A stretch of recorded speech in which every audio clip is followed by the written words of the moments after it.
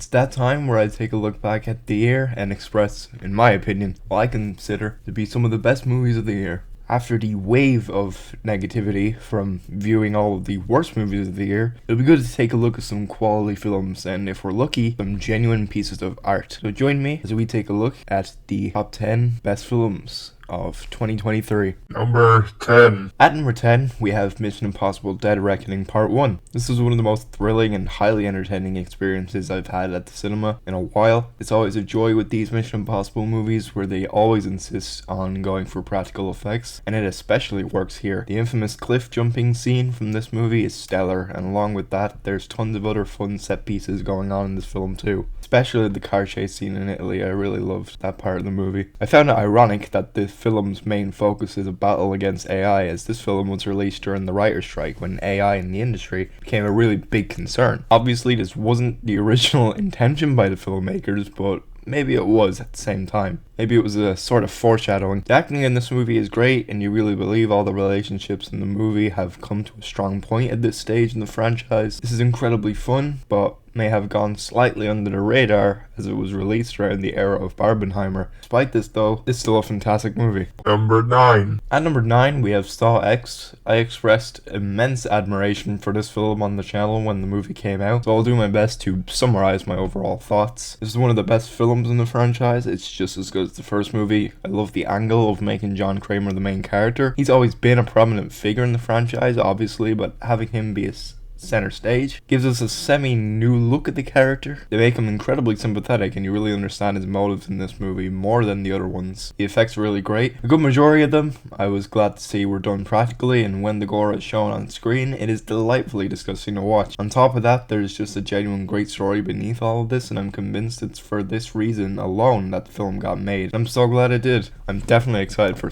Saw 11. Number 8. Coming in at number 8, we have Guardians of the Galaxy 3. I didn't get to review this film on the channel, so I can give my thoughts on it now. While I don't think 3 is the very best in the franchise, it's without a doubt the best Marvel movie to come out since Endgame. Everything else that company shit out since has been nothing but products, and this is finally genuine film. For once, the visual effects are really good and the visuals are beautiful at times. The soundtrack, as usual, it's great. Rocket quietly singing along to Creep is the perfect opening to set the tone for this movie. The one-take hallway sequence with No Sleep Till Brooklyn playing over it is not only so fitting, but it's definitely one of the best scenes in the whole movie. And Dog Days Are Over playing over the final scene of the movie really helps move the emotional core over the whole thing. The combined performances of Bradley Cooper and Sean Gunn as Rocket is the true emotional core of the whole film. They do such a great job. The writing is on top as ever, and it's really funny, as all of these Guardians movies are. I'm sure Marvel will find a way to bring some of these characters back, but this film really makes it feel like a lot of these character stories were final. It's bittersweet, certainly, but at its core it's an incredibly entertaining, and so far in modern cinema, it could very well be one of the best trilogies of this generation. Number 7. At number 7, we have Past Lives. Recently, there seems to be this semi-hate wave for this film, saying it's not as good as it was on release. But I still think this film did its job. This film paints an emotional and realistic portrayal of forgotten love, and the performances in this film really sell it. I think the director did a smart job of keeping the actors from meeting each other until their characters are supposed to meet on screen,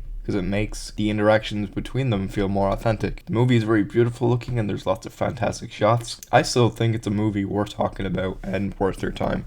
Number 6. In our number 6 slot, we have Talk to Me. This is undoubtedly one of the best horror movies, no, probably the best horror movie of the year. It does a great job of conveying a creepy atmosphere and some genuinely weird scenes. The cinematography in this movie is amazing. There's so many rotating shots that help give off a sense of uneasiness in the movie. I think the montage scene where the main group takes turns in using the hand, great. It's edited super well. The music over the scene works well, and it's just a really fun scene. I love the subtextual elements in the movie too, how the uses of the hand could be a metaphor for addiction. It's written really well. The acting here is great too. I don't know if this movie will have the power to get the Academy on its side like very few horror movies have done in the past. If it somehow managed to, I would love to see Sophie Wilde get at least a nomination, because her performance in this movie is fantastic. Should mention going forward, including this movie, everything in the top 5 are basically 5-star movies. I do consider Talk to Me to be a fantastic horror movie, and as an avid horror fan, I'll be sure to always speak about this film so that anyone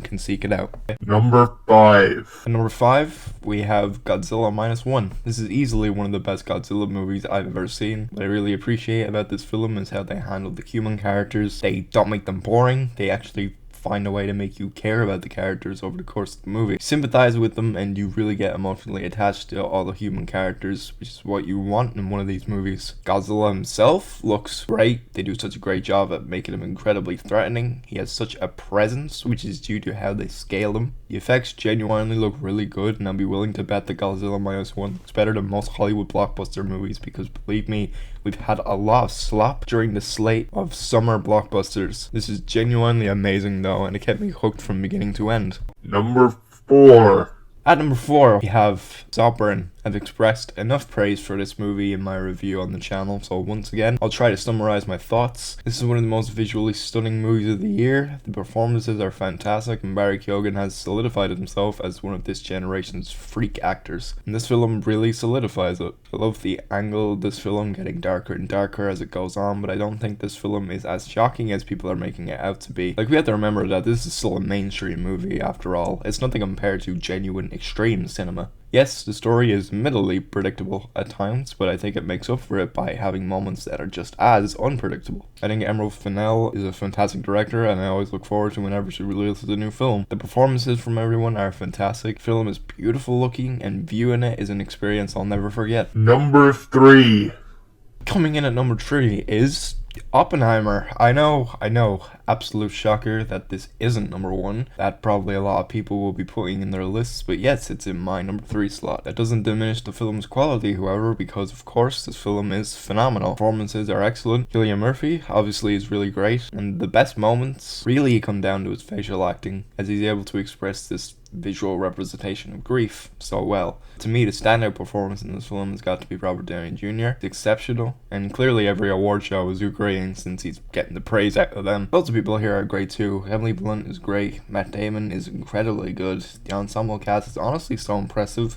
I don't know why people don't talk about it enough. The effects obviously are fantastic, and I'll always respect Christopher Nolan for insisting on doing practical effects, and the bomb going off scene is such a breathtaking moment. It's no surprise that it's so high on the list. This film is genuinely fantastic. Number 2. At number 2, we have Killers of the Flower Moon. This film is such a triumph in the wave of sequels and remakes in modern cinema. The balls to release a near 3.5-hour movie theaters for modern audiences is really respectable. The movie itself is amazing. I adore the homage to silent film at the beginning of the movie. I find it funny that the same cinematographer on this movie did the cinematography for Barbie, and that's obviously no insult to Barbie. While it didn't make my top 10, I thought it was still really good. The performances are brilliant. Leonardo DiCaprio is great. I think the more roles he gets, the better it becomes at its craft. Robert De Niro is fantastic. It could very well be one of his best. He's really good at portraying this evil, and he is genuinely threatening on screen, but at the same time, you can never take your eyes off him on screen. Obviously, Lily Gladstone is the standout in this movie. She is such a powerhouse, and I can't wait to see where